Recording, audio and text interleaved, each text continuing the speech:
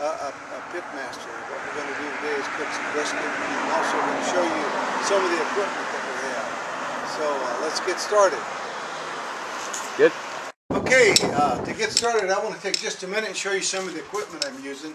I've used everything from, I've had a big pole trailer, I've had the Austin smoker with the big rotating racks on it. I've paid up to $8,000 for a trailer smoker, but I've kind of evolved into the unit I'm going to show you here today, which I think is a great backyard unit. It's a good party unit, and also for catering. I happen to be cooking today for a group that I'm going to be feeding in a couple of weeks, about 1,500 people. You might ask how you do that, feed 1,500 people out of a unit like this, and the way you do it is by that big unit back there, which is called a freezer. So we cook and freeze and then go on site and thaw on. Of course, what have you. This unit, believe it or not, I can get 8 to 9 briskets on it, and that's upward between 90 and 100 pounds. So you can do a lot of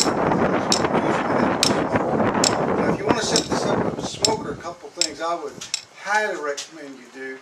One of the things, especially if you're my age, it'll change your life forever, is to get one of these Stoker automated units, and it has a fan down here.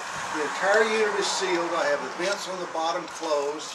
I use a little tiny crack on top for outlet. Now for inlet, the only smoke, the only air that comes in is through this little fan. And when I set this temperature on, for instance, 225 degrees, when it gets above 225 degrees, the little flap closes on this door and the fan turns off. When it gets below, the little flap door comes open. Of course, the fan goes on, and it is amazing. You can get an easy 8-hour burn out of one load here, and I'll show you. So the way the process goes, I'll show you. I start down here with an igloo that's full of briskets down here, and I'm going to take those out. They're the Packer cut. The full dudes weigh anywhere from 12 to 14 pounds. I'll bring those out in a minute and show you how we do those. So I bring them out, I trim them, I put them on the smoker. I'll smoke them for about 10 hours, and then I take them and wrap them. And I know there's all kinds of controversy on that, but I wrap mine. And after I wrap them, I put them in a Smoky Mountain smoker oven on about 250 degrees for another 4 to 6 hours. And that just softens them up a little bit. I'm in California. I'm from Texas, where we like our briskets to really stand up. Californians, they've been eating too much tri-tip, so they like theirs where it's kind of loose. And I can still have access to my charcoal back here, and I can put that brisket right there. Now also, I like to use Traeger, or these are actually the same thing for a little less money. This is called Bear Mountain. These are the same pellets that you use in your Traeger smoker, and it does a wonderful job in this application. And I'll just put a handful of them on here, and that'll be my source of smoke. I don't need wood chips. Nice thing about these pellets, the way they're made, they don't really burn. They actually smolder, and that's what you want. So I'm just going to leave that open for now. That will create some smoke. Now, to prep our brisket, first thing I'm going to do, one of the handiest things you can have are these latex gloves. And I use one gloved hand and one dry hand for doing my rub. So this one I'm going to handle with, and the first thing I'm going to do is I got my little $2 tenderizer here, is I'm just going to go through here and poke a few holes in here so I make sure that my rub and my seasoning all get down into that meat.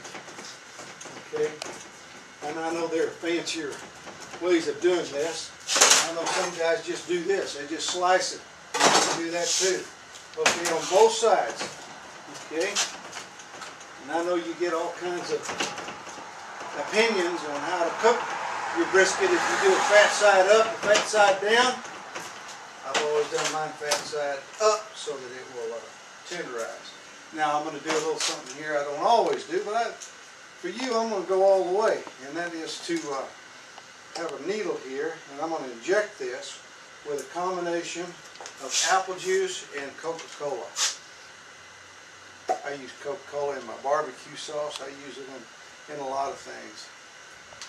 If you want to have some wonderful ribs, after you smoke them, the last thing you want to do with your ribs is wrap them with, as you're smoking them, you want to spray them with cherry coke, and then wrap them in cherry coke the last few minutes. Okay, I'm just going to inject that.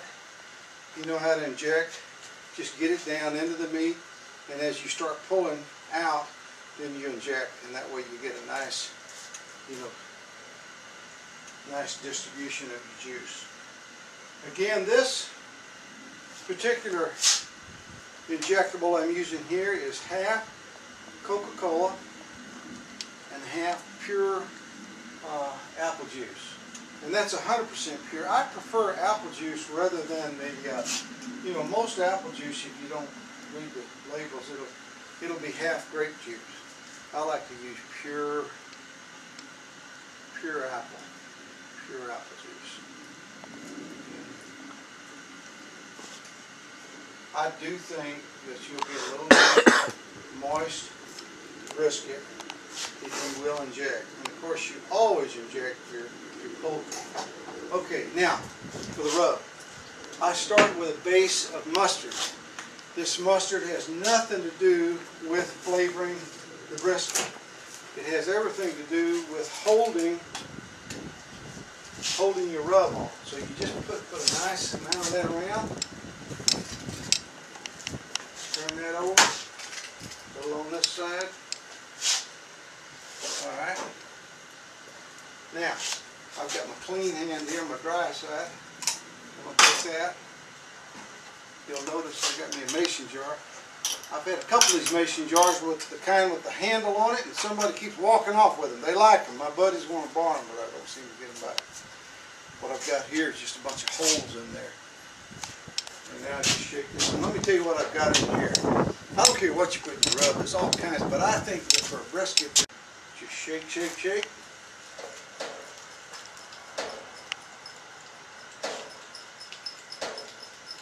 And then rub it in.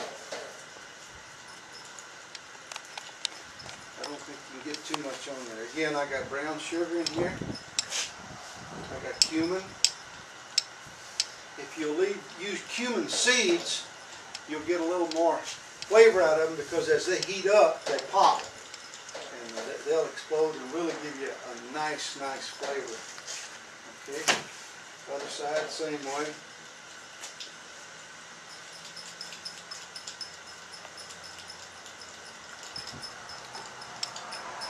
I set my stoker temperature 250 degrees. I'm going to leave this on for 10 to 12 hours.